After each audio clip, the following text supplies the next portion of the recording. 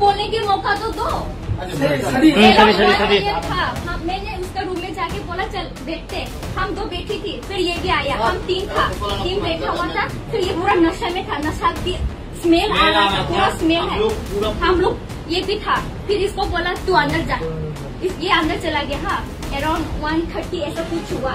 फिर ये हमको उसका बातें बोलने लगा, तेरे को पता है मैंने इस घर में किस किस को चुना, ये क्या बात हुआ उसका। मैंने बोला आप तो गरीब हो, इसने क्या बोला मैंने माखूटी को चुना, उसका फिगर बहुत मस्त था, उसका लूज था, ये क्या बात हुआ। मेडिकल अरे मम्मी वो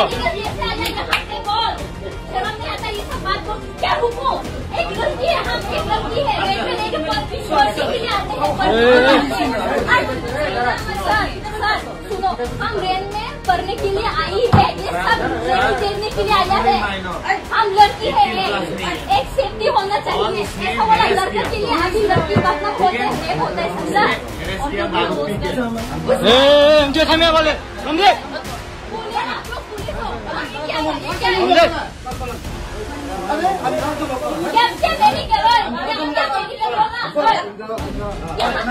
मेडिकल